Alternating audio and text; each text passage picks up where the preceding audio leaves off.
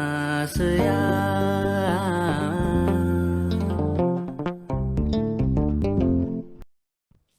በስመ አብ ወወልድ ወመንፈስ ቅዱስ አሐዱ አምላክ አሜን። ሰላም እግዚአብሔር አምላክ ምስ ኩላትኩም ይሁን። ኣብ ዝተፈላለየ ቦታታት ብምዃን መደብና ትከታተሉ ዘለኹም ህዝበ ክርስቲያን እንኳዕ ናብዚ ክቡር በዓል ልደት ጎይታናን ኣምላኽናን መድሓኒናን ኢየሱስ ክርስቶስ ኣብፅሓና። ብምኽንያት እዚ ክቡር በዓል ድማ ሎሚ መንፈሳዊ ውድድር ክህልወና እዩ። መደብና ጀሚርና ክሳብ ንውድእ ምሳና ክትፀንሑ بخبري نعدم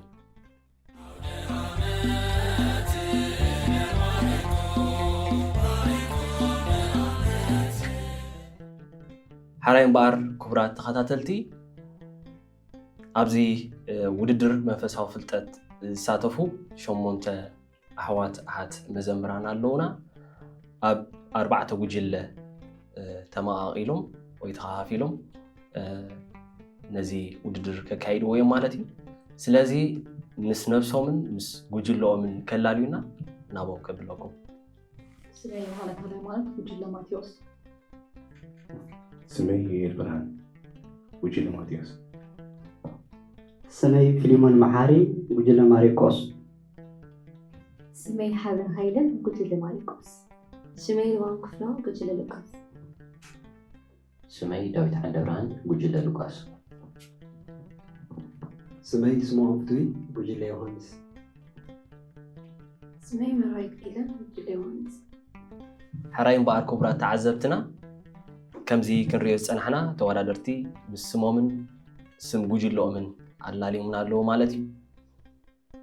ናይ ሎሚ ዝቀርብ ውድድር መንፈሳዊ ፍልጠት ኣብ 4 ክፋላት ይቀርብ።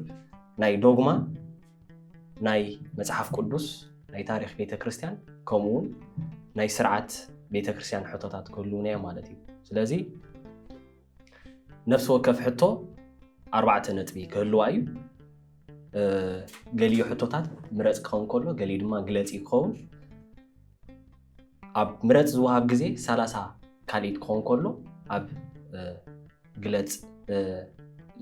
ሕቶ ድማ 60 ሰከንድ ወይ ድማ 1 ደቂቃ ክህሉ እዩ። ንተወዳደርቲ ሰናይ ምኔተይ ይገልጸልኩም። ከውን ድማ እግዚአብሔር አምላክ በሰላም አጀሚሩ በሰላም ይፈጽመና።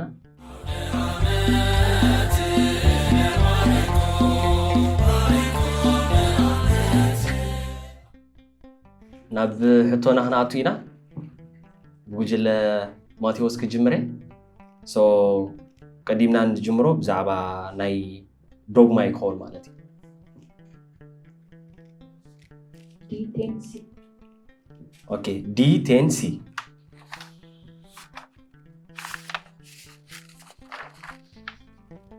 حراين بار ناي دوغما حتو እዩ نستوعل ካብ 7 ምስጢራት ቤተ ክርስቲያን እቶም ንምድሓን ሰብ ናይ ግድን ዘድልዩ ተባሂሎም ዝፍለጡ ኣየኖት እዮም። ደግመ ካብ 7 ምስጢራት ቤተ ክርስቲያን እቶም ንምድሓን ሰብ ናይ ግድን ዘድልዩ ተባሂሎም ዝፍለጡ ኣየኖት እዮም። ሀ ተኽሊል፣ ክህነት፣ ቀንዴል፣ ሜሮን። ለ ጥምቀት፣ ሜሮን፣ ቁርባን፣ ንስሐ። ሀ ጥምቀት፣ ክህነት፣ ተኽሊል፣ ቁርባን።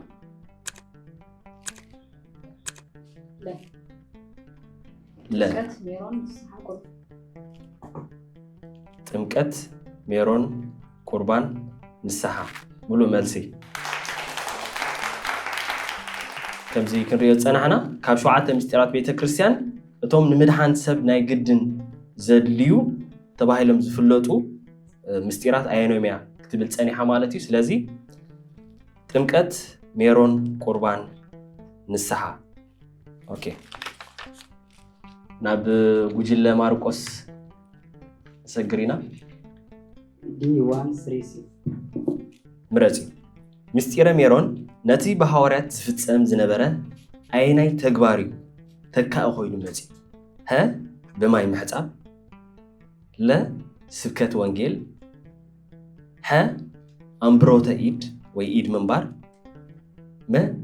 ጸሎተ ፍትሓት። ኣምብሮተ ኢድ ቁኑዕ መልሲ ኣምብሮተ ኢድ ምስጢረ ሜሮን ነቲ ብሃዋርያ ዝፍጸም ዝነበረ ኣይናይ ተግባር ይተክኣ ኮይኑ መጺኡ ጸኒሓታ ሕቶ መልሱ ድማ ኣምብሮተ ኢድ ናብ ጉጅለ ሉቃስ እንሰግር ኢና D6C D6C ሓደ ካብዞም ዝስዕቡ ካብቶም 5 ኣማደ ምስጢራት ቤተክርስትያን ዘይኮነ ኣለሊ ምረጽ ኣለና ሀ ምስጢረ ስላሴ ለ ምስጢረ ስጋዊ ሀ ምስጢረ ትንሣኤ ሙታን መ ምስጢረ ሜሮን ጊዜ የለና ተላዚምና እንመልስና ኣለና ምስጢረ ሜሮን ምሉእ መልሲ ምስጢረ ሜሮን ምክንያቱ ካብቶም 5 ኣማደ ምስጢር ዝበሃሉ ምስጢረ ስላሴ ምስጢረ ስጋዊ ምስጢረ ትንሣኤ ሙታን ምስጢረ ጥምቀት ከምኡውን ምስጢረ ቁርባን እዩ ምስጢረ ሜሮን ከዓ ካብቲ 7 ምስጢራተ ቤተክርስትያን ዝሓቶ ዝጸንሐ ድማ ካብቲ 5 ኣማደ ምስጢር ዝብል ሙሉእ መልሲ ረኺቦም ኣለዉ ጉጅለ ሉቃስ ኦኬ ናብ ጉጅለ ዮሃንስ ሰግር ኢና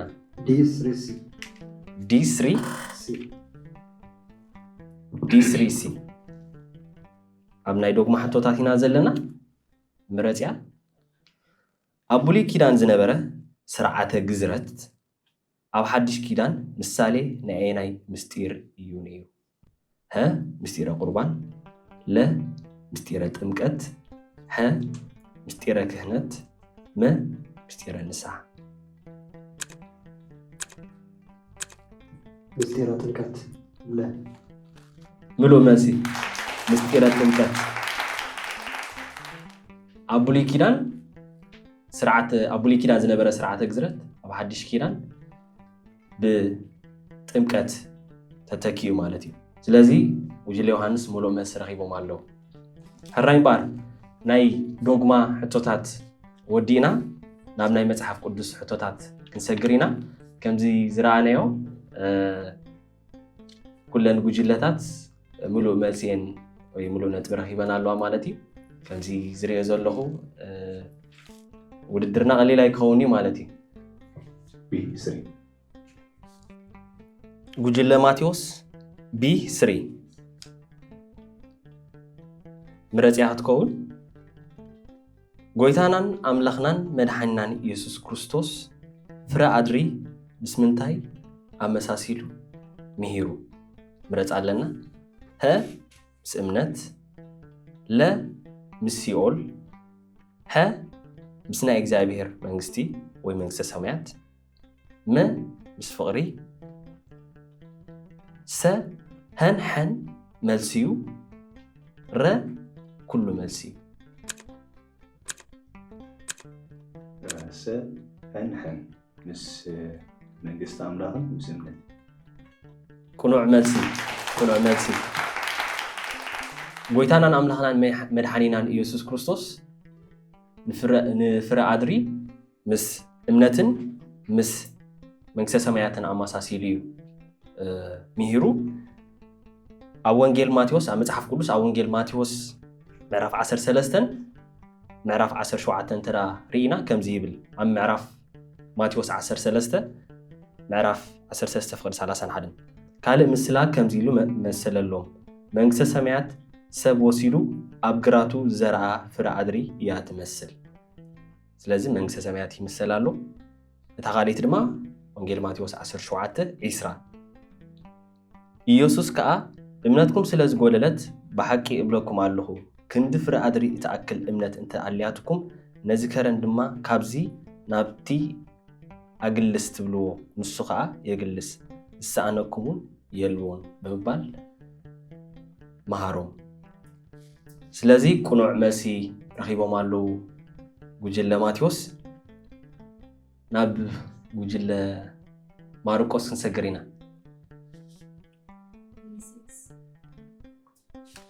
B6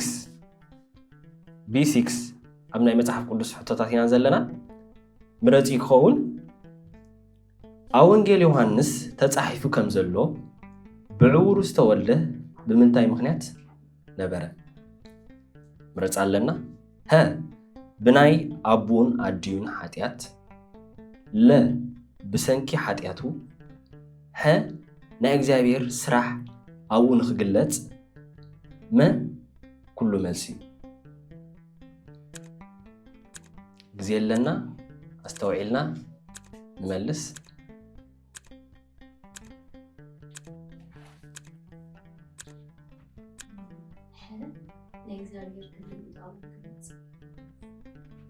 ቁኑዕ መልሲ ሀ ናይ እግዚአብሔር ስራሕ አብኡ ንኽግለጽ ቁኑዕ መልሲ ረኺቦም ኣለዉ ጉጅለ ማርቆስ ናብ ጉጅለ ሉቃስ ክንቅጽል ኢና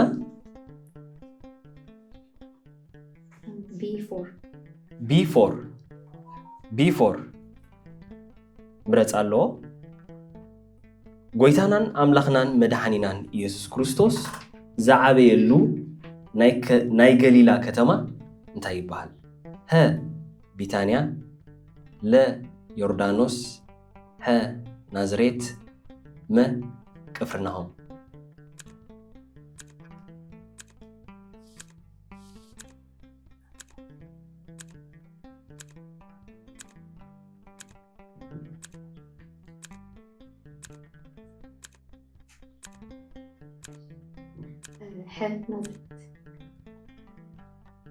ሙሉ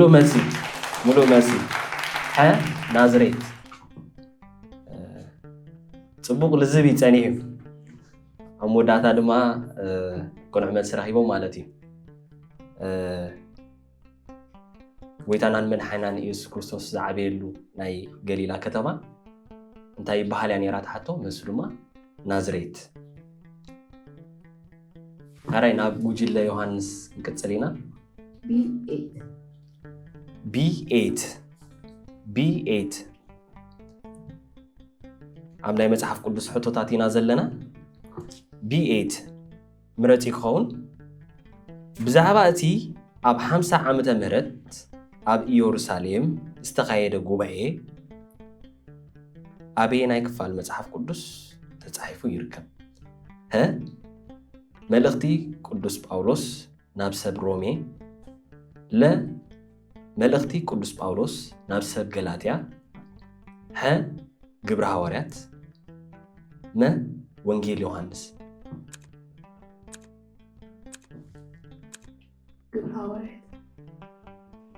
ግብረ ሐዋርያት ሙሉ መልሲ ኣብ 50 ዓመተ ምህረት ዝተኻየደ ኣብ ኢየሩሳሌም ዝተኻየደ ጉባኤ ቤተክርስቲያን ኣበየናይ ክፋል ወይ ኣበየናይ መጽሓፍ ቅዱስ ንረኽቦ ዝብል ጸኒሕ ትሕቶ መልሱ ድማ ኣብ ግብረ ሐዋርያት ብዓብዩ ታሪኽ ናይታ ጎይታናን አምላኽናን መድኃኒናን ኢየሱስ ክርስቶስ ሰረታ ቤተክርስቲያን መጀመርታ ከመይ ይመስል ነይሩ ናይ ስብከት ወንጌል ኩሉ ዝነበረ ንጥፈታት ዝገልጽ መጽሓፍ እዩ ማለት እዩ ስለዚ ጉጅለ ዮሐንስ ሙሉ መልሲ ረኺቦም ኣለዉ ክሳብ ሕጂ ዝተጋገየ ጉጅለ የለን ገና እንቅጽል ኢና ማለት እዩ አራይ ናይ መጽሓፍ ቅዱስ ሕቶታት ወዲና ናብ ናይ ታሪኽ ሕቶታት ክንሰግር ኢና ማለት እዩ አራይ ብጉጅለ ማቴዎስ ክጅምረ ናይ ታሪኽ H8 አርዮስ ካብ ዝመሃሮ ትምህርቲ ስሕተት ኣየና እዩ ካብዞም ዝስዕቡ አርዮስ ካብ ዝመሃሮ ትምህርቲ ስሕተት ኣየና እዩ ሀ ክርስቶስ ሓደ ባህሪ ኣለዎ ለ ክርስቶስ መለኮት ጥራይ እዩ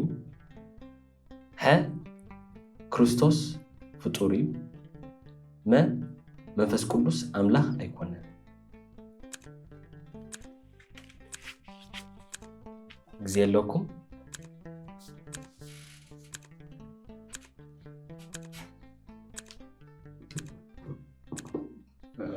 ክርስቶስ ፍጡሪ ኦኬ ሀ ክርስቶስ ፍጡሪ ሙሉእ መልሲ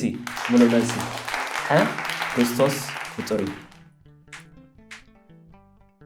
አርዮስ ከምቲ ኣብ ታሪክ ናይ ቤተ ክርስቲያንና ኩሉ ግዜ ዝግለጽ ማለት እዩ አርዮስ ወልድ ብመለኮቱ ፍጡሪ ወይ ድማ ጎይታናን ኣምላኽናን መድኃኒትና ኢየሱስ ክርስቶስ ፍጡሪ ብምባል ናይ ስሕተት ትምህርቲ ዝመሃረ ሰብ ማለት እዩ ስለዚ ሙሉእ መልሲ ረኺቦም ኣለው ጉጅለ ማቴዎስ ናብ ጉጅለ ማርቆስ ንሰግር ኢና H9 ምረጽ ኣለና ቴዎቶኮስ ማለት እንታይ ማለት እዩ ሀ ወትሩ ድንግል ለ ወላዲተ አምላክ ሀ ንግሥተ ሰማይ መ አደ ቤተ ክርስቲያን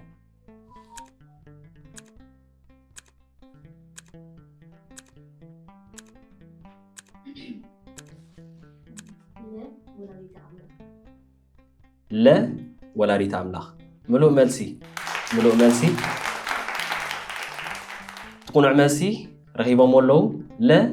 ወላዲተ አምላክ ቴዎቶኮስ ማለት ናይ ግሪክ ቃል ኮይኑ ወላዲተ አምላክ ማለት እዩ ናብ ጉጅለ ሉቃስ ክንቅጽል ኢና ማለት እዩ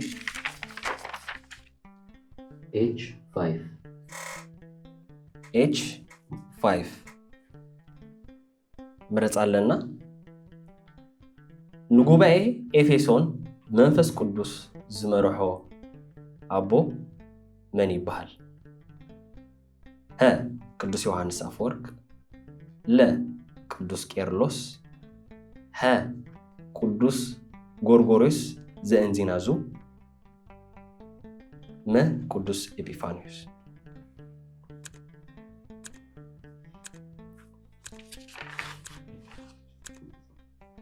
ቅዱስ ቄርሎስ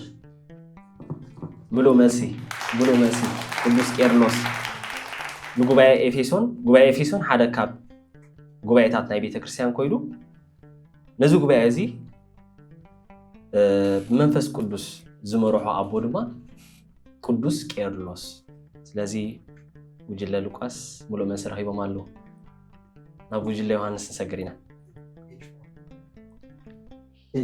H4 ምረጽ ኣለና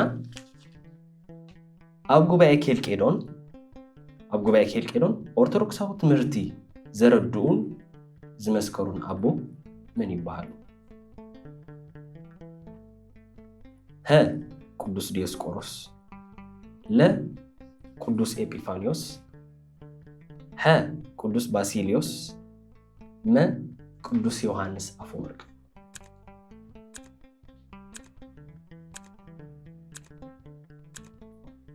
ቅዱስ ባሲሊዮስ ቁኑዕ መልሲ ኣይተረኽበን ቁኑዕ መልሲ ቅዱስ ዲዮስቆሮስ ሕራይ እምበር ቁኑዕ መልሲ ኣይተረኽበን ቅዱስ ዲዮስቆሮስ እዩ እቲ መልሲ ከምዚ ዝተሓተት ድማ ኣብ ጉባኤ ኬልቄዶን ኦርቶዶክሳዊ ትምህርቲ ዘረድኡን ዝመስከሩን አቦ መን ይበሃሉ ዝብል ይጸኒሑ ስለዚ ቅዱስ ዲዮስቆሮስ እዩ እቲ መልሲ ቁኑዕ መልሲ ማለት እዩ ሕራይ እምበር ናብ ዝቕጽል ሕቶ ክንሰግር ኢና ቀጺሉ ዘሎ ድማ ብዛዕባ ስርዓት ይኾን ማለት እዩ ብዛዕባ ስርዓተ ቤተ ክርስቲያን ዝምልከት ሕቶታት ይክህልወና ናብ ጉጅለ ማቴዎስ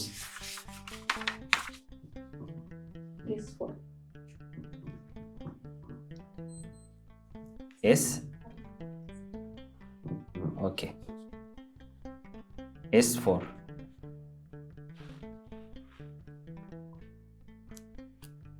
ኣብ ቤተ ክርስቲያንና ጻውዕ ንእሰ ክርስቲያን ይበሃል እዩ ጻውዕ ንእሰ ክርስቲያን ዝብል ንምንታይ መልክት ወይ ጻውዕ ንእሰ ክርስቲያን ዝተባሃሉ ኣየኖት እዮም ንእሰ ክርስቲያን ዝተባሃሉ ኣየኖት እዮም ምረጽ የብላን ሓደ ደቂቃ ኣለና ተላዚምና ክንምልስ ንኽእል ኢና ማለት እዩ ንእሰ ክርስቲያን ዝተባሃሉ ኣየኖት እዮም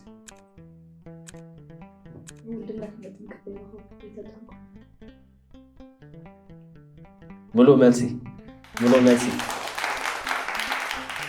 كم زي سمعناه زي تطمقو ወይ ውሉድነት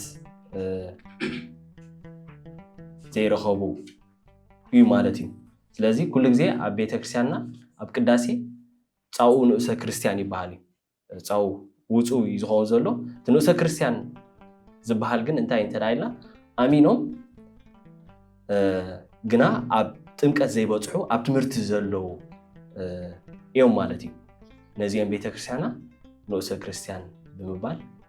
ትጽውዑ ማለት እዩ ስለዚህ ሙሉ መልሲ ራሂቦም አለው ጉጅለ ማቴዎስ ናብ ጉጅለ ማርቆስ እንሰገሪና ኤስሪ ኦኬ ኣብ ኦርቶዶክስ ተዋህዶ ቤተክርስቲያን በአዋጅ ዝጽወሙ 7 አጽዋማት ዝበሃሉ ኣየኖት እዮም ምረጽ የብላን ሓደ ደቂቃ ኣለና 60 ሰከንድ ለና ተላዚምና ምልስ نخلينا ولد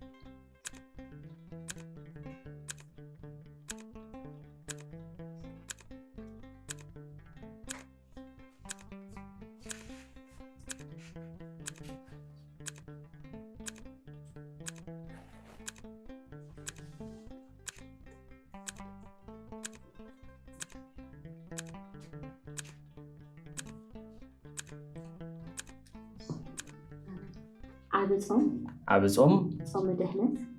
صوم دحنت صوم جهاد صوم جهاد صوم نبيات صوم نبيات صوم هوارات صوم هوارات صوم فلسفة صوم فلسفة شو عطلي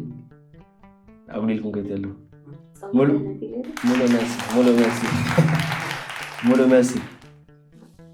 شنبار مولو ملسي رغيبو مالو وجل ماروكوس ኣብ ኦርቶዶክስ ተዋህዶ ቤተክርስቲያን በአዋጅ ጾሙ 7 አጽዋማት ጾመ ነቢያት አለና ጾመ ድህነት ረቡዕን ዓርብን ማለት እዩ ጾመ ጋህድ ጾመ ሐዋርያት ጾመ 40 ወይ ዓብ ጾም ጾመ ፍልሰታ ከምኡን ጾመ ነነዌ እዚኦም 7 ዓበይቲ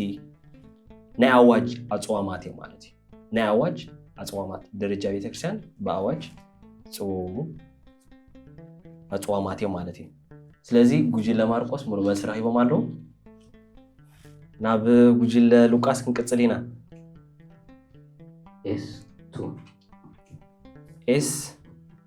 ኤስ2 ምረጽ የብሉን ጾም እንታዩ አገዳስነቱ ጾም እንታዩ አገዳስነቱ ያትብል ታሕቶ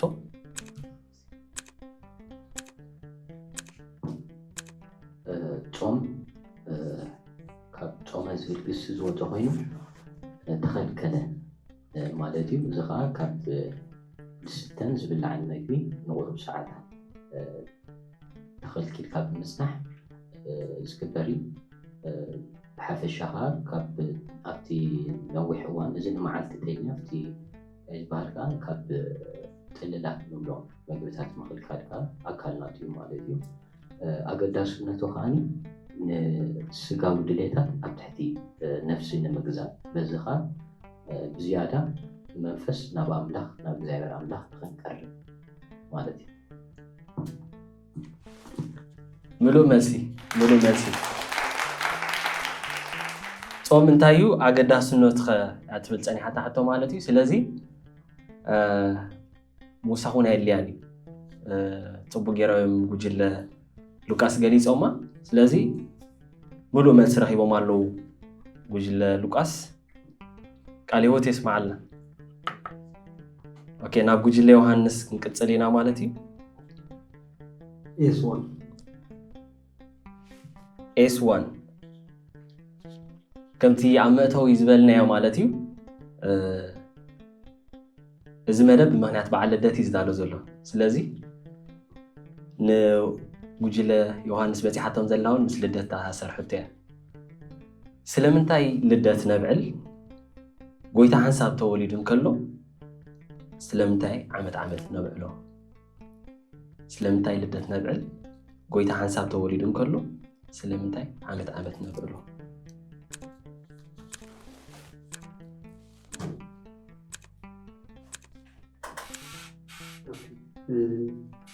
እቲ ምክንያት ልደት ምፅምብለሉ ሲ ኪድ ልደት ንኣብነት ነቢያት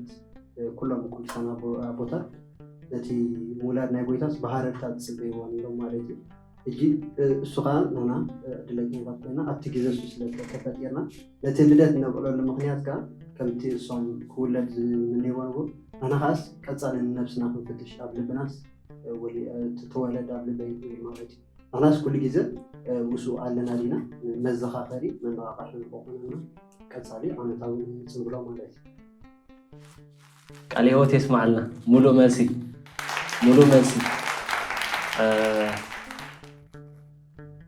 ስለምንታይ ልደት ነብዕል ጎይታ ሓንሳብ ተወሊዱ እንከሎ ስለምንታይ ዓመት ዓመት ነብዕሎ ዝብል ይፀኒሕ ትሕቶ ማለት እዩ ፅቡቅ ገይሮም ገሊፆም እዮም ጉጅለ ዮሃንስ ዓመት ዓመት ነብዕለሉ ምክንያት ከምቲ ጎይታ ቅድሚ 2000 ዓመተ ምህረት ኣብ መብልዕ ማል ዝተወልደ ሕጂ ድማ ደጊሙ ኣብ ልብና ክውለድ ብምባል ናቲ ልደት ነብዕሎ ወይ ድማ ቤተክርስትያን ሰሪዓቶ ዘላ ማለት እዩ ስለዚ ልደት ከም ተራ በዓል ንሓልፎ ዘይኮነ ምስ ጎይታናን ኣምላኽናን መድሓኒናን ኢየሱስ ክርስቶስ ምስ እግዚአብሔር ከም ዘለና እሱ ኣብ ልብና ንኽውለድ ዓመት ዓመት ንመዘኻኸሪ ኢና ነብዕሎ ማለት እዩ ድጋሜ ቃል ሕይወት የስማዓልና ሓራይ እምበኣር ክቡራት ተኸታተልትና ከምዚ ክንሪኦ ዝፀናሕና ማለት እዩ እቲ ቀዳማይ ክፋል ናይ ሕቶታት ወዲእና ኣለና ብፅሞና ትከታተሉና ክትህሉ ተስፋ ንገብር ከምኡ ድማ ደጊምና ርሑስ በዓል ልደት ንኹላትና ይግበረልና ቀፂልና ድማ ናብቲ ካልኣይ ክፋል ናይ ሕቶታት ክንኣቱ ኢና ምሳና ፅንሑ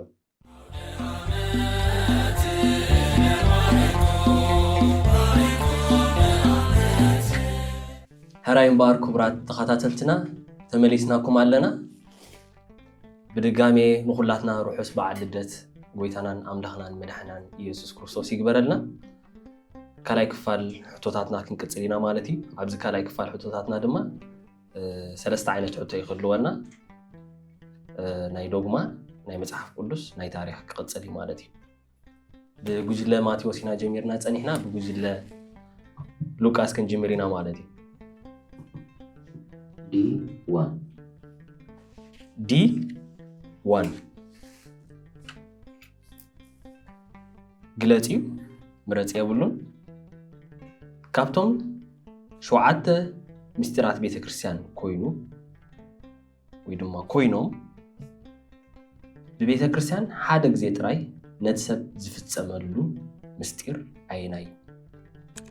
ካብቶም 7 ምስጢራት ቤተክርስትያን ኮይኑ ወይ ድማ ኮይኖም ብቤተክርስትያን ሓደ ግዜ ጥራይ ነቲ ሰብ ዝፍፀመሉ ምስጢር ኣየናይ ወይ ድማ ዘይድገም ምስጢር ኣየናይ ሓደ ደቂቃ ኣለና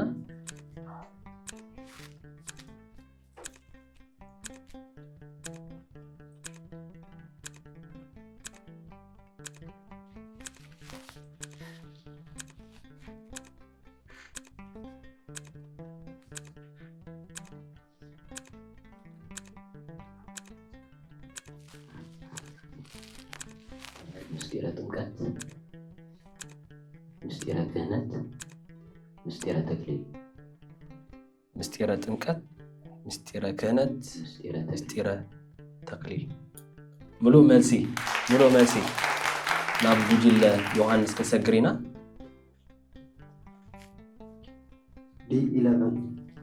D11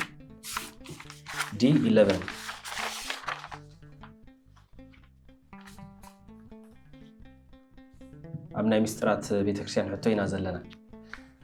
ምዛ ቀዲማ ዝተሓተተት ተኣሰር ኮይና ምስጢራት ቤተክርስትያን ምስጢር ዝተባህለሉ ቀንዲ ምክንያት እንታይ እዩ ምስጢራት ቤተክርስትያን ምስጢር ዝተባህለሉ ቀንዲ ምክንያት እንታይ እዩ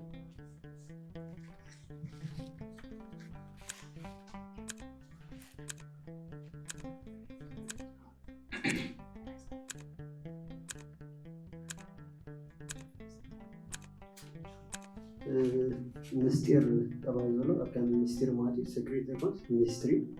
ከምኡስ ተባሂሉ ተባሂልካ ብእምነት ጥራይ ትበፅሖ እዩ እሱ ከዓ እቲ ምስጢራት ቤተክርስትያን ኣብነት ብዝርአ ኣገልግሎት ዘይርአ ፀጋ ትረክበሉ ማለት እዩ እንደገና ነቲ ምስጢር ከዓ ተመራሚርካ ወይ ገለ መረኽ ትበፅሖ ዝከኣል ኣይኮነን ከምዚ ንኣብነት ፕሩፍ ገብርኤልካ ዝኾነ ሜተድ ተጠቂምካ ክትበፅሖ ትኽእል እያ እንታይ ደኣ ንዕኡ ክትበፅሐሉ ትኽእል ብእምነት ምስ ተቐበሎ ማለት እዩ ብእምነት ኢኻ ክትበፅሖ ትኽእል እምበር ተመራሚርካ ወይ ገለ ክትበፅሖ ስለዘይከኣል ብኸምኡ ምስጢር ተባሂሉ ይፅዋዕ ማለት እዩ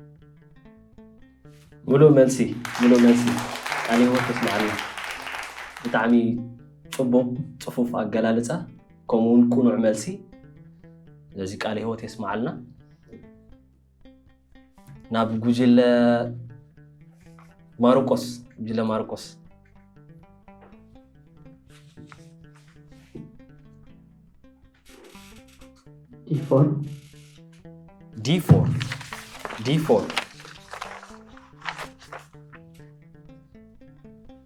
D4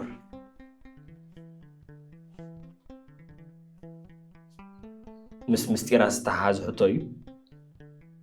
ኣገዳስነትን ትርጉምን ምስጢረ ቀንዴል ግለጽ ኣገዳስነትን ትርጉምን ምስጢረ ቀንዴል ግለጽ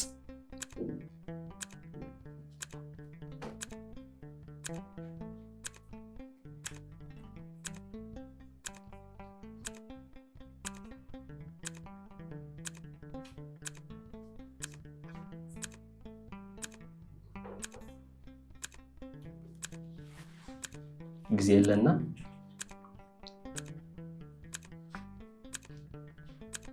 ምስጢረ ቀንዴል ዝበሃል ንሕሙማት ዝውሃብ መድሃኒት እንድዩ ዝኻ ብኣቦታት ካህናት ታሕኪም ማለት ኣገዳስነትን ትርጉምን ምስጢረ ቀንዴል ትናቱ ትርጉም ማለት ብርሃን ማለት እዩ እቲ ኣገዳስነቱ ከዓ ብኣቦታት ካህናት ብጸሎት ብራኬ ተገይሩ ንሕሙማት ዝውሃብ ኣብቲ ዝሓመሙ ዝቆሰሉ ከዓ ዝግበር መድሃኒት እዩ ቃለ ሕይወት የስማዓልና ሙሉእ መልሲ ተመለሰ መልሲ ቁኑዕ መልሲ ቃለ ሕይወት የስማዓልና ናብ ጉጅለ ማቴዎስ ክንሰግር ኢና ዲቱ ኦኬ ኣስተውዒልና ንመልስ እቶም 5 መሰረታውያን ምንጭታት እምነትና ወይ ድማ ዶግማ ዝኾኑ ዘርዝር እቶም 5 መሰረታውያን ወይ ምንጭታት እምነትና ዝኾኑ ዘርዝሮም ወይ ግለጽ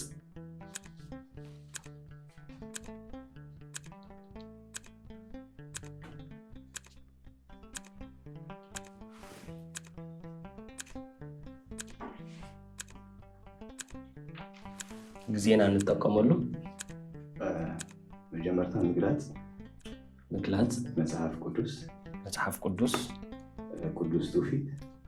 ቅዱስ ትውፊት ትምህርቲ አቦታት እንዴት ጠቂስና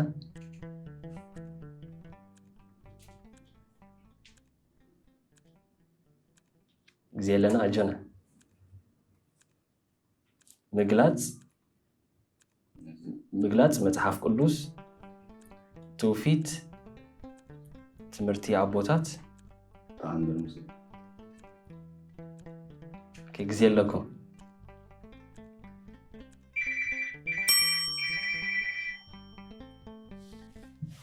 ሕራይ እምበር ተሓቲታ ዝጸንሐት ሕቶ እቶም 5 መሰረታውያን ምንጭታት እምነትና ዝኾኑ ዘርዝር ያ ትብል ጸኒሓ ቀዳማይ ምግላጽ አምላኽ ወይ ድማ አስተርእዮ ምግላጽ አምላኽ ካልኣይ መጽሐፍ ቅዱስ ሳልሳይ ጉባኤታት ቤተ ክርስቲያን ራብዓይ ትውፊት ካብ ጥንቲ ጀሚሩ በቃል ዝተወርሰ ጸኒሑ ግን በቃልን ብጽሑፍን ናብ ዳሕሮት ወለዶታት ዝተመሓላለፈ ክመሓላለፉን ዝነብር መንፈሳዊ ሓቂ ሓምሻይ ድማ ውርሻ ቤተ ክርስቲያን በቃል ዝተወርሰ ትውፊት ወይ ድማ ኦራል ትራዲሽን መጽሐፍ ቅዱስ ናይ ቅዳሴያት መጽሐፍቲ ድርሳናት ናይ ገድላትን ተኣምራትን መጽሐፍቲ ወዘተ የጠቃልል ማለት እዩ ስለዚ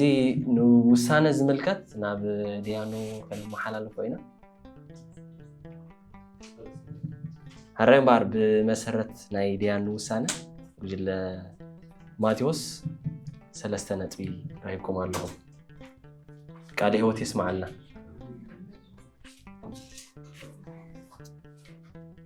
حتونا جنا قصالي يزلو بدغامي نخلاتنا بروخاو دعمت روساو دعمت كونلنا بزي مغنيات سناي منيوتنا نقلت مالتيو كمون مدبنا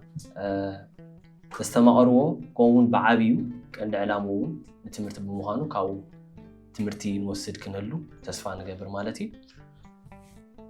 ناب زغصل حتو نسغرينا زغصل حتو بزعبا مصحف قدس يخلونا مالتي سلازي ناب بوجل لوقاس كنجمرينا يا مصحف قدس حتوتات يزلنا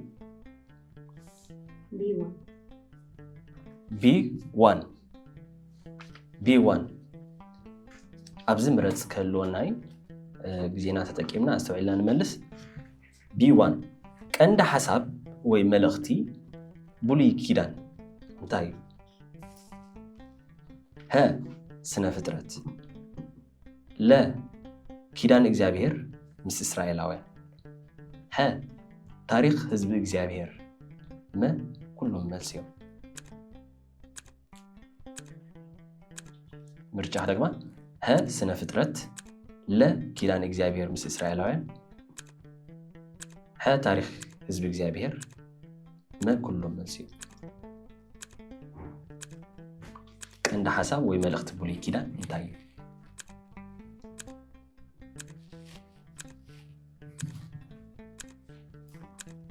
ما كل ملسي ملو ملسي ما كلهم ملسيو هرين بار ناب ጉጅለ ዮሐንስ እንቅጽሊና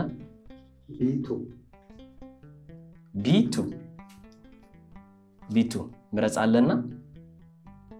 መጽሐፍ ቅዱስ ስለምንታይ ቅዱስ ተባሂሉ መጽሐፍ ቅዱስ ስለምንታይ ቅዱስ ተባሂሉ ሀ ዋኑ ቅዱስ እግዚአብሔር ስለዝሆነ ለ መንፈስ ቅዱስ استقانيو قدسات زصحفو سلازخونه ح بزعبا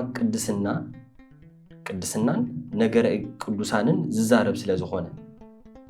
ما ببرختن فلطتن ناب قدسنا زمرح سلازخونه س كل ماشي غزينا اقمت اتينا فلازمنا كنملس نخلينا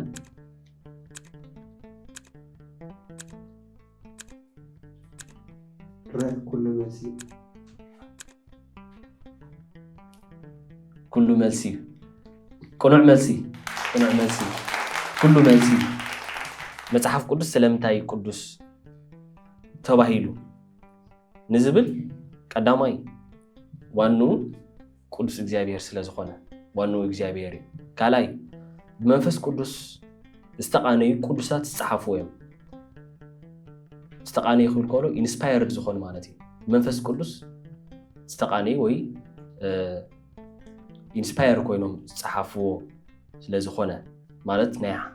ናቶም ፍልጠትን ሓሳብን ኣይኮነን ሐ ብዛዕባ ቅድስናን ነገረ ቅዱሳን ስለዝዛረብ ዕላሙ ብዛዕባ ቅድስና እዩ መ ብበረኸትን ፍልጠትን ናብ ቅድስና ዝመርሕ ስለዝኾነ ከምኡውን በረኸት ፍልጠት ጥበብ ናብ ቅድስና ዝመርሕ ስለዝኾነ ስለዚህ መልሲ ኩሎም መልሲ እዮም ክኾኑ ኣለዉ ቁኑዕ መልሲ ጉጅለ ዮሐንስ ቁኑዕ መልሲ ረኺቦም ኣለዉ ናብ ጉጅለ ማርቆስ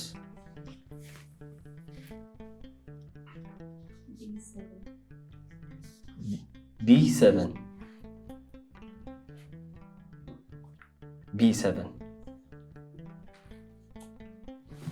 هراي بار مرص علنا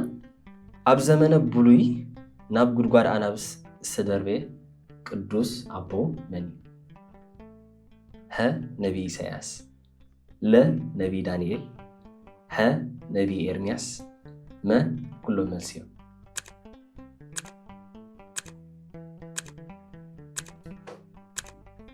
ነቢይ ዳንኤል ቁሉዕ መልሲ ነቢይ ዳንኤል ቁሉዕ መልሲ ነቢይ ዳንኤል ቀላል ሕቲ ያፀኒሐ መስለኒ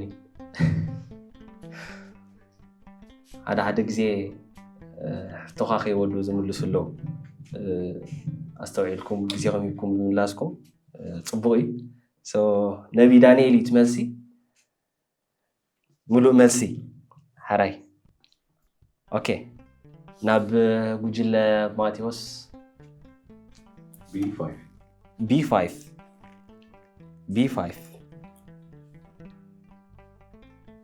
ምረፅ ኣለና ቅዱስ ዮሐንስ መጥምቅ ካብ እግዚአብሔር ዝተላኸ ንምንታይ ዕላማ ነበረ ቅዱስ ዮሐንስ መጥምቅ ካብ እግዚአብሔር ዝተላኸ ንምንታይ ዕላማ ነበረ ሀ ፍርሃት ንምርሓቅ ለ ነቢያት ንዝፀሓፍዎ መብርሂ ንምሃብ ሐ ድንቂ ተኣምራት ንምስራሕ መ ብዛዕባ ብርሃን ንኽምስክር ምርጫ ኣለኝ ሀ ፍርሃት ንምርሓቅ ለ ነቢያት ንዝፀሓፍዎ መብርሂ ንምሃብ ሐ ድንቂ ተኣምራት ንምስራሕ መ ብዛዕባ ብርሃን ንኽምስክር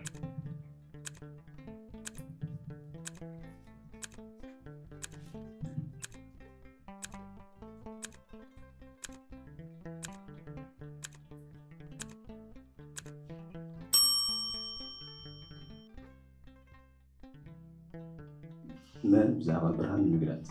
ሕራይ እምበኣር ክቡራት ተዓዘብቲ እቲ መልሲ መ ብዛዕባ ብርሃን ንኽምስክር እዩ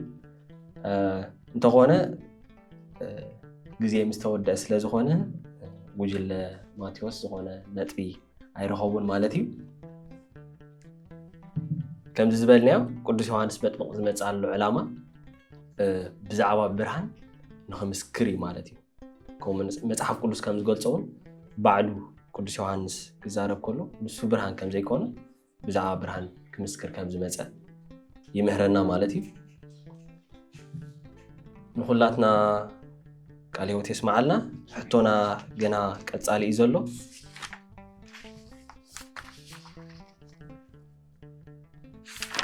ቀፂሉ ዘሎ ሕቶ ብዛዕባ ናይ ታሪክ እዩ ክኸውን ማለት እዩ ስለዚ ብጉጅለ ሉቃስ ክጅምር ማለት እዩ ናይ ታሪክ ሕቶታት ይኽልወና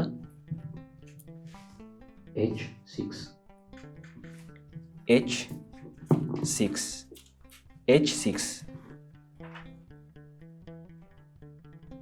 ሕቶታት ከመይ ዘሎ ከብል ኣሎ ዲ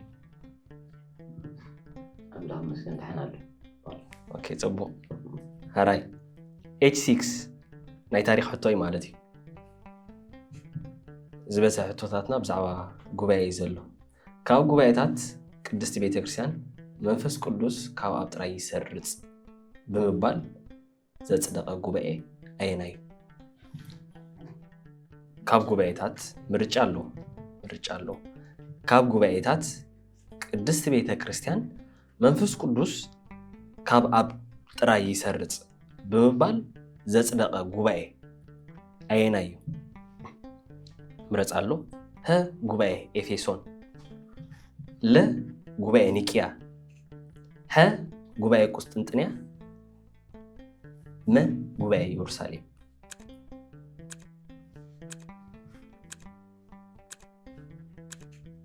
ምርጫ ደግመና ሀ ጉባኤ ኤፌሶን ለ ጉባኤ ኒቅያ ሀ ጉባኤ ቁስጥንጥንያ መ ጉባኤ ኢየሩሳሌም ጉባኤ ቁስጥንጥንያ ሙሉእ መልሲ ካብ ጉባኤታት ቤተ ክርስቲያን መንፈስ ቅዱስ ካብ ኣብ ጥራይ ይሰርፅ ብምባል ዘፅደቐ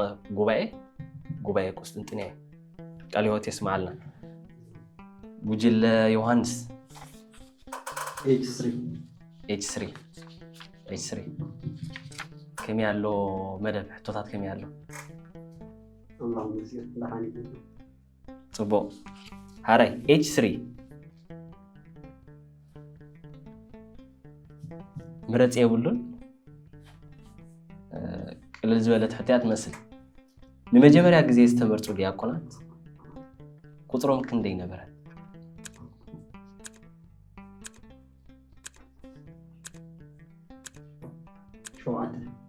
شوعته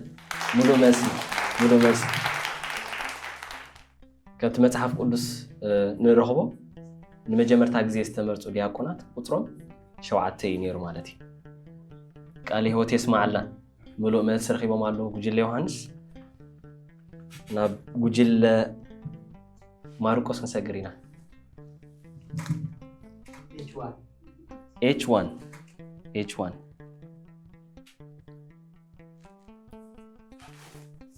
حطوطات خبدالو ولا قللالو تحني زلو ميزاناوي زلو አራይ ጽቦ H1 ካብ ሐዋርያና አቡ ዘይኮነ መኒ ካብ ሐዋርያና አቡ ዘይኮነ መኒ ምረጽ አሉ ሀ ቅዱስ ቀለሜንጦስ ለ ቅዱስ አግናጢዮስ ሀ ቅዱስ ሄሬኖስ መ ቅዱስ ቄርሎስ ጊዜና አግምት እቲና ንመልስ አቶም ምረጽ ምድጋም ይካአሊ ጊዜና አግምት እቲና ንመልስ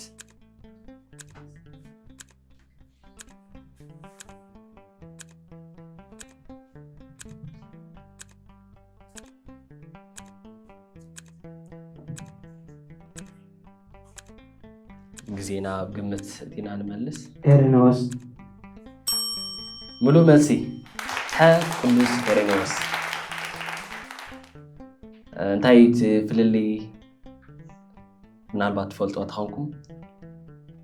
ከተብሩልና ቦነስ ኮሽን ኦኬ ዳን ባዕለይ ከብረሄ ካብ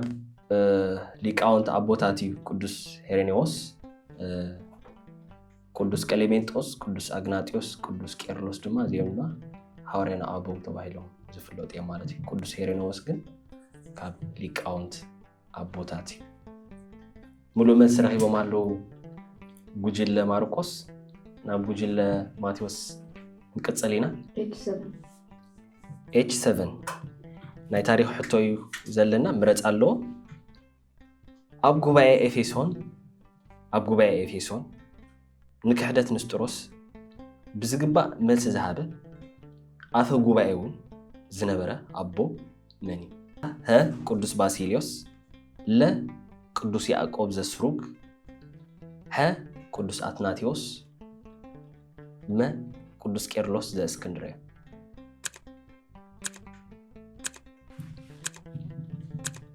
ጊዜና ብምትእቲና መልስና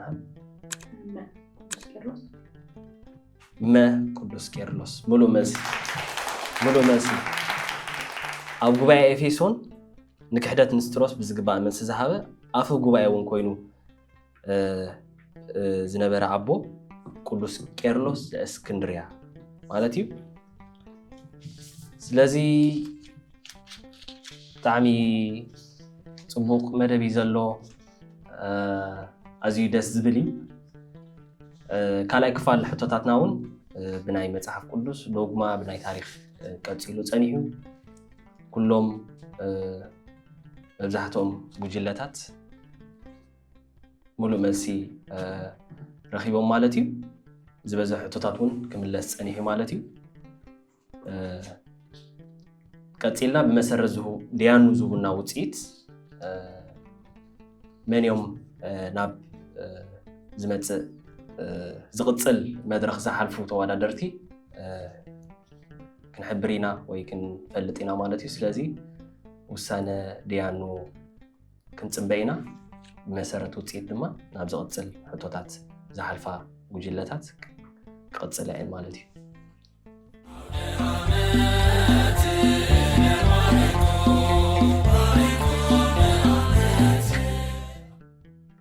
ሰላም ክቡራት ተኸታተልትና መደብና ተስተማቕርዎን ትመሃሩሉን ክትሉ ተስፋ ንገብር ማለት እዩ ብመሰረት ዲያኑ ዝሃብና ውፅኢት ናብ ዝቕፅል መድረኽ ዝሓልፋ ጉጅለታት ክንሕብሪና ማለት እዩ ስለዚ ብጠቕላላ 7 ሕቶታት ተሓቲቱ ማለት እዩ ካብ ዝተሓተተ 7 ሕቶታት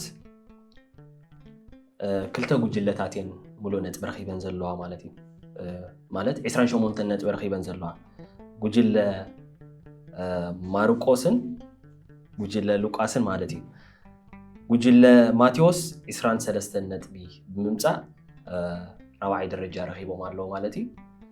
ጉጅለ ዮሐንስ ድማ ብ24 ነጥቢ ብምምጻእ ሳሳይ ደረጃ ረኺቦም ኣለዉ ናብ ዝቕፅል መድረኽ ዝሓልፉ ድማ ጉጅለ ማርቆስን ሉቃስ ናብ መፈላለዩ ሕቶታት ክሰግሩ እዮም ምሳና ክትጸንሑ ብኽብሪ ንዕድም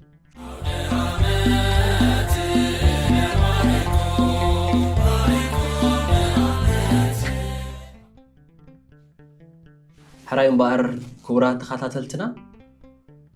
ከምዚ ኣቐዲሙ ዝተሓበረ ክልተ ጉጅለታት ማለት ጉጅለ ማርቆስን ጉጅለ ሉቃስን እዮም ናብ ናይ መወዳእታ መድረኽ ሰጊሮም ዘለዉ ስለዚ ናይ መፈላለዩ ሕቶታት ክህልወና እዩ ዘለና ሕቶታት ድማ ብዛዕባ መጽሓፍ ቅዱስ ብዛዕባ ታሪክ ከምኡውን ብዛዕባ ዶግማ ክህልወና እዩ ማለት እዩ ስለዚ ሰናይ ምንዮት ገልጸልኩም ፈቱ ሕቶና ብጉጅለ ማርቆስ ክንጅምር ኢና ቀዲምና ንጅምሮ ሕቶ ብዛዕባ መጽሓፍ ቅዱስ እዩ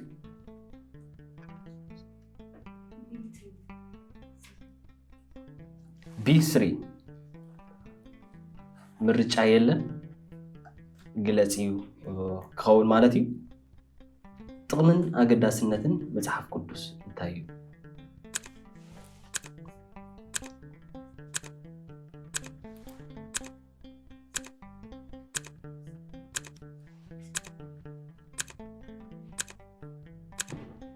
እሺ ጥቕሚ መጽሓፍ ቅዱስ እንተይልና መጽሓፍ ቅዱስ ንዓና ጥቕመና እግዚአብሔር ኣምላኽ ካብቲ ኣምላኽ ክንፈልጠሉ እግዚአብሔር ኣምላኽ ዝሃበና ሓደስ መጽሓፍ ቅዱስ እዩ ማለት እዩ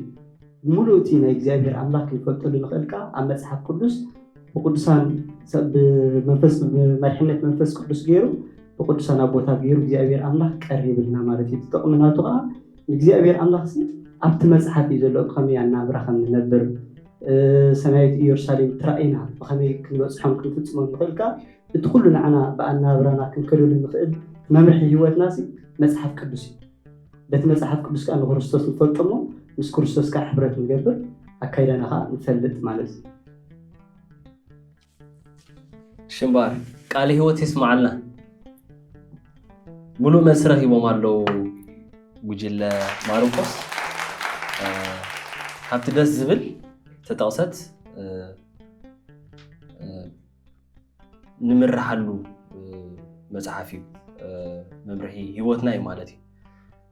ኣብ ዝርዝር እንተዳሪእናዮ ከዓ ኣገዳስነትን ጥቕምን መጽሓፍ ቅዱስ እንታይ እንተዳኢልና ድምፂ እግዚአብሔር ንምስማዕ ናብ ድሕነት ዘብፅሕ ፍልጠት ሓቂ ንምርካብ ጥቀስ ጸኒሑ ማለት እዩ ናብ ድሕነት ዘብፅሕ ፍልጠት ሓቂ ንምርካብ መምርሒ መንፈሳዊ ህይወትና እዩ መምርሒ መንፈሳዊ ህይወትና እዩ ኣብ መንፈሳዊ ተጋድሎ ግብራዊ ትምህርትን ተሞክሮን ንምርካብ ይሕግዘና ኣናብራ ቀዳሞት ክርስቲያን ኣናብራ ናይ ሓደ ክርስቲያን ከመይ ክኸውን ከም ዘለዎ ይምህረና ወይ ድማ ንዑ ንምርዳእ ይሕግዘና ብዓብዪ ድማ በረኸት ስጋን በረኸት ነፍስን ንረክብ ማለት እዩ ስለዚ እዚኦም ኩሎም ከም ዝተጠቕሰ ጥቕምን ኣገዳስነትን መጽሓፍ ቅዱስ እዩ ሙሉእ መልሲ ረኺቦም ኣለዉ ጉጅለ ማርቆስ ናብ ጉጅለ ሉቃስ ክንሰግር ኢና ኣብ ናይ መጽሓፍ ቅዱስ ሕቶታት ኢና ዘለና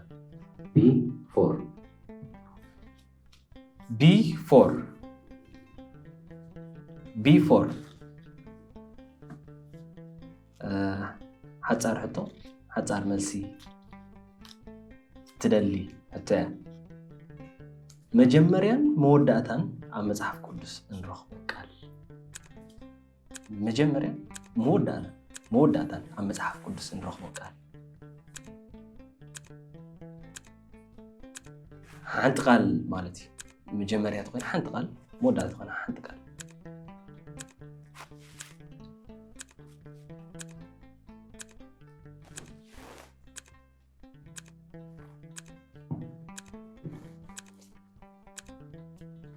زينا قمتنا أنتو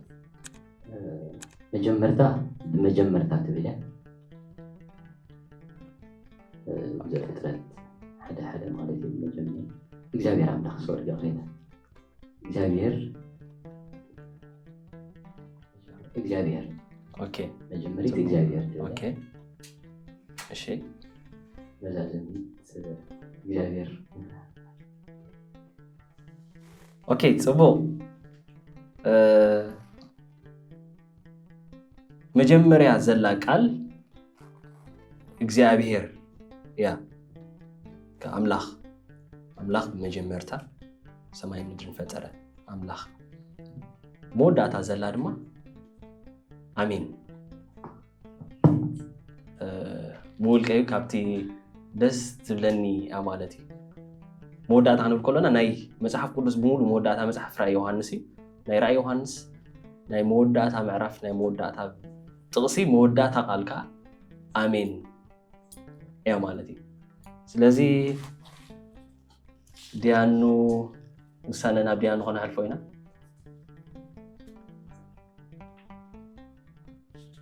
حرامبار ዲያኑ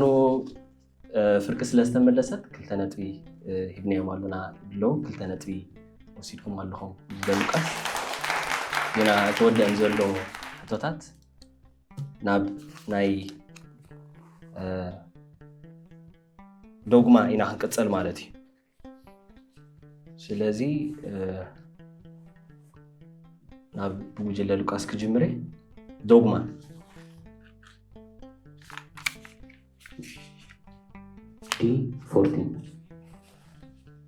D14 ያዋ ናይ ዶግማ ሕቶ እዩ ዘለና ግዜና ኣብ ግምት እቲና ኣስተውዒልና ንመልስ ሰለስተ ጥቕምታት ቅዱስ ቁርባን ጥቀስ ሰለስተ ጥቕምታት ቅዱስ ቁርባን ቀዳማይ ጥቕሙ ሕድገት ሓጢአት የውህብ ካልኣይ ሕብረት ምስ ክርስቶስ የውህበና ማለት እዩ ሳሰካ ዘላለማዊ ህይወት የውርስና حرامبار ውሳነ ናብ ዲያኑ ከነሕልፎይና ሰለስተ ጥቕምታት ቅዱስ ቁርባን ቀዳማይ ሕድገት ሓጢአት ኣብ ብሉይ ኪዳን ዝቐርብ ዝነበረ መስዋዕት እንስሳታት ናይ እኽሊ መስዋዕትን ንሰብ ሓጢአቱ ደምሲሱ ምስ ኣምላኽ ከተዓርቆ ኣይከኣለን ዘይከም ስጋን ደምን ጎይታ ማለት እዩ ስለዚ ሕድገት ሓጢአት ብደም ጎይታናን ኣምላኽናን መድሓኒናን ኢየሱስ ክርስቶስ ጥራይ እዩ ማለት እዩ ሕብረት ምስ ክርስቶስ እቲ ስጋይ ዝበልዕ ደመይ እውን ዝሰቲ ኣባይ ይነብር ኣነ እውን ኣብኡ ይነብር ከም ዝብል ወንጌል ዮሐንስ ምዕራፍ 6 ፍቕዲ 56 ሕብረት ክርስቶስ ንኽህልወና ተወሳኺ ጥቕሚ እዩ ማለት እዩ ካልእ መንፈሳዊ ዕቤት ናይ ህይወት እንጌራ ኣነ እቲ ናባይ ዝመጽእ ኣይክጠምን እቲ ባይ ዝኣምን ድማ ከቶ ኣይክጸምእን እዩ ከም ዝብል ወንጌል ዮሐንስ ምዕራፍ 6 ፍቕዲ 35 ድማ መንፈሳዊ ዕቤት ከዓ ካልእ ጥቕሙ ማለት እዩ ስለዚ ዲያኑ ሙሉእ ነጥቢ ወሲዶም ኣለዉ ቁኑዕ መልሲ ኢሎም ኣለዉ ዲያኑ ጽቡቕ حرامبار قتل ناب وانجيل ناب ጉጅለ ማርቆስ ኣብ ጉጅለ ማርቆስ ኢና ንሰግር D5 ኣብ ናይ መጽሓፍ ቅዱስ ኣብ ናይ ዶግማ ሕቶታት ኢና ዘለና D5 ግዜና ብመተት ኢና ንመልስ ኣሓት ኣብያተ ቤተ ክርስቲያን أحد أبيات بيتكريستيان مالت أورينتال أورثودوكس بيتكريستيان كندين سمين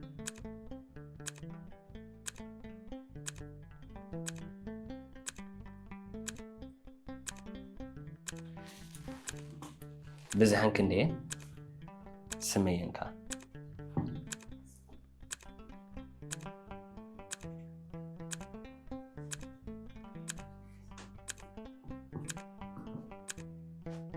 أورينتال ويدمعتن أحد بيتكريستيان هنا بيتكريستيانات شدشتين أسماتن دما كوبتيك ني كوبتيك ويدما ني قدسي أورثودوكس تشيرش ني إثيوبيا أورثودوكس توحد بيتكريستيان ني إرترا توحد بيتكريستيان سوريا ني أرمينيا and Malankara ويدما ني هندي أورثودوكس بيتكريستيان مولو ملسي بلكي يتمليسو زلو تن أحد بيت كريستيان ويدما أورينتال أورثودوكس تشيرش زبالة بزهن شدشتي تن أحد بيت كريستيان زبالة شدشتين سمين نزبل دما ناي إرترا أورثودوكس توهادو بيت كريستيان ناي إثيوبيا أورثودوكس توهادو بيت كريستيان ناي قبطي أورثودوكس بيت كريستيان يدما كوبتيك أورثودوكس تشيرش ناي سوريا أورثودوكس بيت كريستيان سيرياك أورثودوكس تشيرش مالتي ناي هندي مالانكارا سورياويت هنداويت أورثودوكس بيت كريستيان مالانكارا سيريان إنديان أورثودوكس تشيرش ناي أرمينيا حوراويت بيت كريستيان أرمينيان أبوستوليك تشيرش لذي زين أبيات كريستيانات نتن قداموت سلسته عالم لخوان قبائيتات بيت كريستيان زقبلين نقبائي كيلون ب 450 عام تمرت استخايدة مالتي أي قبلان أحد أبيات كريستيان نتي ميا في سايت وي بتوهادو زخونا حد أكل حد بحري زبل ناي قدوس كيرلوس ناي امنت مجلتي كم مسرت امنت بمقبال نمونوفيسايت مولوكوت نسقا مس وحاطو ويدما مساطفو زخونا حد أكل حد بحري ناي أوت أكي كون ديوفيسايت حد أكل كلتا بحري ناي بوبليو يوجزو سلازي تن أحد بيت كريستيان زينن تي حبرتنا تندما أم زستقلت أي مالتي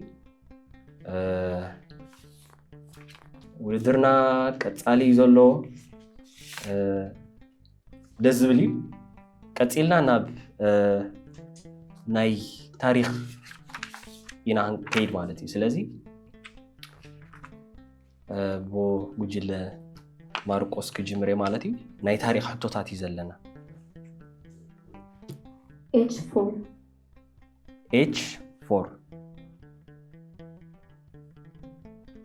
H4 اوكي عسرت خلطة قدسات هاوريات زبهالو من يوم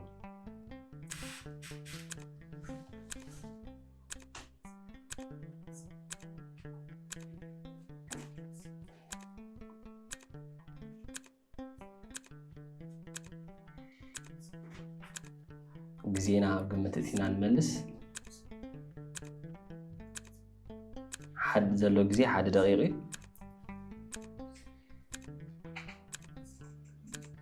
عسرت خلطة قدسات هاوريات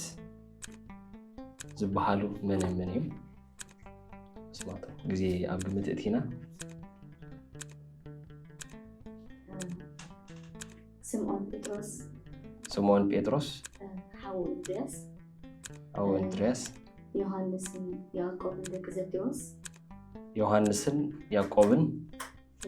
يعقوب دلفيوس اوكي يعقوب دلفيوس يهودا اسكروتاوي اوكي يهودا اسكروتاوي فيليبوس توماس برتليموس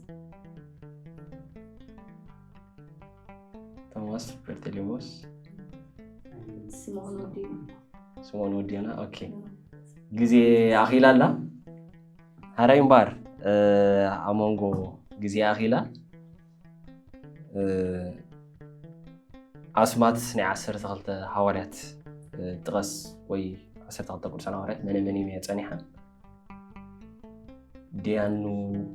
وسانا خبونا مالتي حراين بار كبرات تعذبتنا ጉጅለ ማርቆስ ተሓቲቶም ማዝፀንሕቶ 12 ቅዱሳት ሐዋርያት ዝበሃሉ መንዮም ያጸኒሓ ምልስቱ ጸኒሖም እንተኾነ ግዜ ስለ ዝኣኸለት ብመሰረት ውሳነ ናይ ዲያኑ ፍርቂ ነጥቢ ተዋሂቦም ኣለዉ ማለት እዩ ሕራይ ናብ ጉጅለ ሉቃስ እንቅፅል ኢና H3 هراين بار أستوعيلنا نملس جزينا قمتنا نملس قدست بيت كريستيان تقبلوا قطر مسحفتي كندي كلتيو فلالينا هنسالنا حديث كيدان بولي كيدان تغلى اللاخا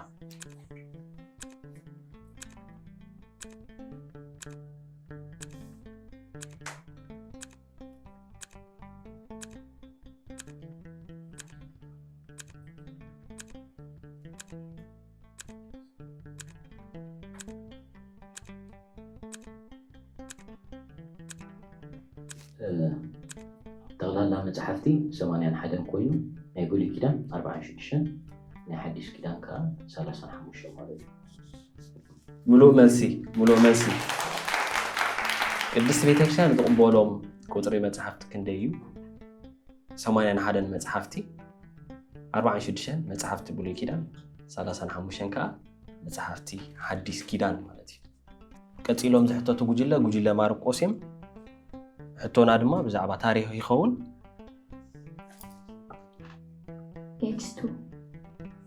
H2 استوعيلنا نملس حدش كيدان بوانقا غريخ استتصحفلو مخنيات حدش كيدان بوانقا غريخ تتصحف سلامنتاي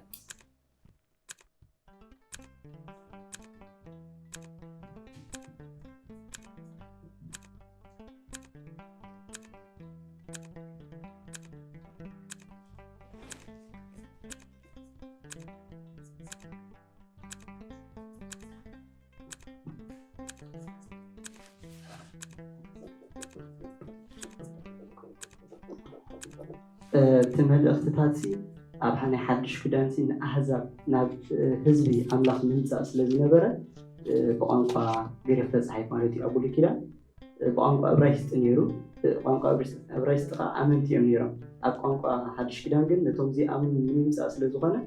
نزمول أسبقات وانجل مخصف تبعيلي بقانقا غير اختزحيف مالتي ويتزحيف راين بار وسانة ناب ديانو كان حلفو إنا حديث كيران بقانقا غريخ تتصحفو له مخنيات كمزي أبزوان زي إنجليزينياوي إنجليش عبلا لقانقا زلو أبتكزيت دما فلسفنا غريخ وي قانقا غريخ عبلا لي زنبرو له غزي سلازخوانا زحا تحاد مخنياتي قروب تطقيسي أبتملسي زيادة خا وسانة دما ناب ديانو نحلفو سلسة نتبي ጉጅለ ማርቆስ 3 ነጥብ ረኺቦም ኣለዉ ሬምባር መደብና ገና ቀጻሊ እዩ ዘሎ ቀጺሎም ዝሕተቱ ድማ ጉጅለ ሉቃስ H1 ኣስተውዒልና ንመልስ ኣገዳስነት መጽናዕቲ ታሪኽ ቤተክርስቲያን እንታይ እዩ ኣገዳስነት መጽናዕቲ ታሪኽ ቤተክርስቲያን እንታይ እዩ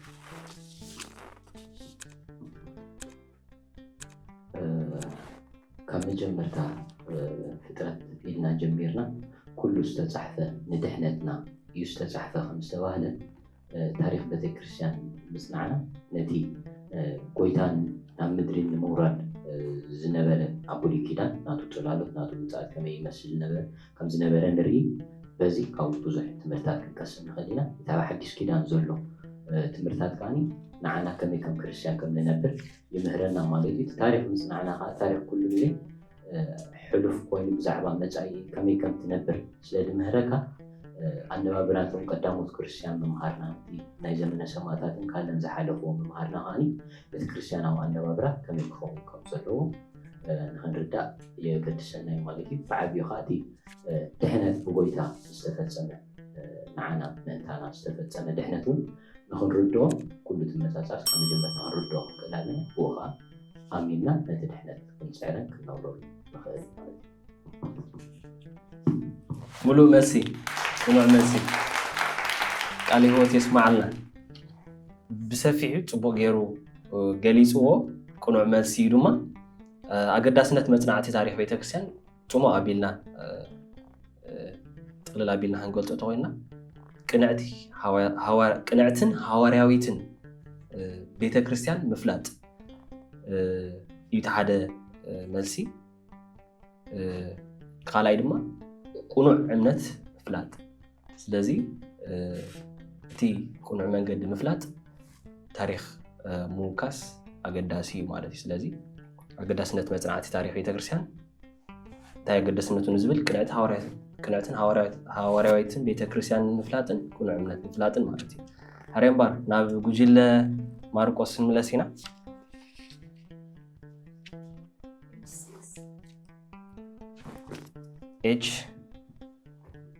H6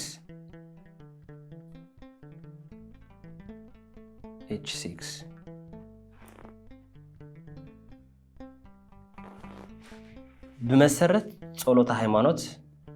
4 መግለጺታት ወይ ባህርያት ቅድስት ቤተክርስቲያን እንታይን እዮም ብመሰረት ጸሎተ ሃይማኖት 4 መግለጺታት ወይ ባህርያት ቅድስት ቤተክርስቲያን እንታይን እዮም ብመሰረት ጸሎተ ሃይማኖት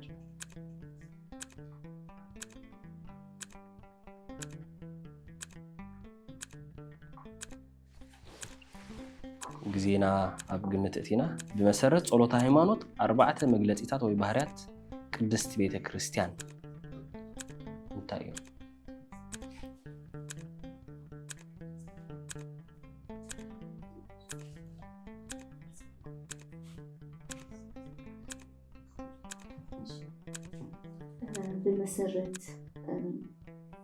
ብመሰረት ጸሎተ ሃይማኖት ቅድስቲ ሓንቲ ኣጽናፋዊት ሃዋርያዊት ሙሉእ መልሲ ረኺቦም ኣለዉ ጉጅለ ማርቆስ መሰረት ጸሎተ ሃይማኖት መግለጺታት ወይ ባህርያት ቅድስት ቤተክርስቲያን ሓንቲ ቤተክርስቲያን ቅድስት ቤተክርስቲያን ልዕሊ ኩሉ ዓለም ለኻዊት ከምኡ ድማ ጉባኤ ሃዋርያት ሙሉእ መልሲ ረኺቦም ኣለዉ ጉጅለ ማርቆስ ናብ ጉጅለ ሉቃስ ክምለስ ኢና H5 ዘመነ ሰማዕታት ኣስፊሕካ ግለጽ ዘመነ ሰማዕታት ካብ ሰማዕትነት ቀዳሚ ሰማዕት ቅዱስ እስጢፋኖስ ጀሚሩ ክሳብ ኣከባቢ 40-50 ዓመተ ምህረት ከባቢ ማለት ጀሚሩ ክሳብ 310 ክሳብ 320 ዓመተ ምህረት ብንጉስ ቆስጠንጢኖስ ክርስትና ከም ወግዓዊ እምነት ናይ ንግስነት ክሳብ ዝእውጆ ዝኸደ ዘመን እዩ ማለት እዩ ኣብዚ ዘመን እዚ ብፍሉይ ዝደልየሉካ ከምቲ ስሙ ዘመነ ሰማዕትነት ወይ ከዓ ዘመነ ሰማዕታት ከም ዝተባሃለ ክርስቲያን ምእመን ብእምነቶም ኣብ ልዕሊኦም ብርቱዕ ግፍዒ ስደት መከራ ሞትን ዝተኣወጀሉ እዋን እዩ ነይሩ ማለት እዩ ኣብዚ ግዜ እዚ ከዓኒ ወንጌል ክስበኽ ሃዋርያት ወንጌል ናብ መላእ ዓለም ክስበኽ ተጀሚሩ ብኡ ከዓኒ ቁፅሪ ምእመናን ንዓብየ ምስ ከደ ከዓ እቶም ናይ ኣምልኾ ጣዖት ዝነበሮም ነገስታት ሮምን እቶም ኣይሁዳውነትን ነዚ ክፃረርዎ ስለ ዝጀመሩ ልዕሊ ክርስትና ብርቱዕ ስደትን መከራን ተኣውጁ በዚ ከዓ ብዙሓት ምእመናን በቲ እምነት መስኪሮም ብሰማዕትነት ከም ዝሓለፉን ኣኽሊል ከም ዝተቐበሉን ንርኢ እዚ ከዓ እቲ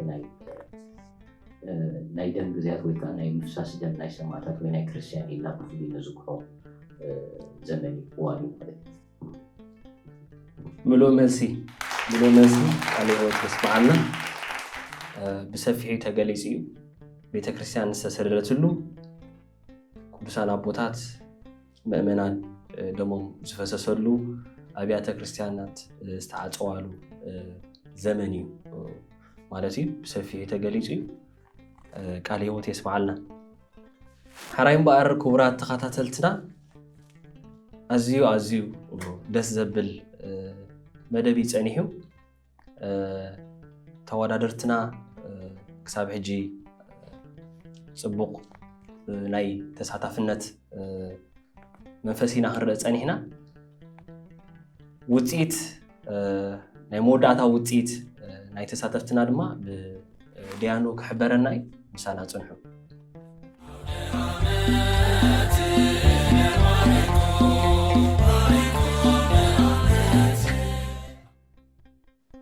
ሓራይ እምበር ክቡራት ተኸታተልትና ውጽኢት ብዲያኑ ተዋሂብና ኣሎ ማለት እዩ ኣብዚ ክካየድ ዝጸንሐ ውድድር ማለት እዩ ጉጅለ ማርቆስን ጉጅለ ሉቃስን ጠቕላላ 5 ሕቶ ተሓቲቶም ጉጅለ ሉቃስ ካብ ዝተሓተተ 5 ሕቶ 4 ሙሉ ሓንቲ ኻ ፍርቂ ወሲዶም ጠቕላላ 18 ነጥቢ ኣምፂኦም ጉጅለ ማርቆስ ድማ 3 ሙሉ ከምጽ ከለው ሓንቲ ግዜ 3 ነጥቢ ሓንቲ ግዜ ድማ ፍርቂ 2 ነጥቢ ኣምፂኦም 17 ነጥቢ ረኺቦም ስለዚ ብመሰረት ውጽኢት ናይ ዝኽካየድ ጸንሐ ውድድር ዕውታት ጉጅለ ሉቃስ ኮይኖም ኣለው ሓጎሰኩም ጉጅለ ሉቃስ ከምኡውን ካልኦት ኮይኖም ዝተዓወቱ ድማ ጉጅለ ማርቆስ ሓጎሰኩም ኣዝዩ ደስ ዘብል መደብ እዩ ክካየድ ጸኒሑ ብሰላም ኣጀሚሩ ብሰላም ዝፈጸመና እግዚአብሔር አምላኽ ዝኸበረን ዝተመስገነን ይኹን ንኹላትና ድማ እንቋዕ ናብዚ ክቡር በዓል ልደት ናይ ጎይታናን ኣምላኽናን መድሓኒናን ኢየሱስ ክርስቶስ ኣብጽሐና ሰላምን ምሕረትን ኣምላኽ ምስ ኩላትና ይኹን አሜን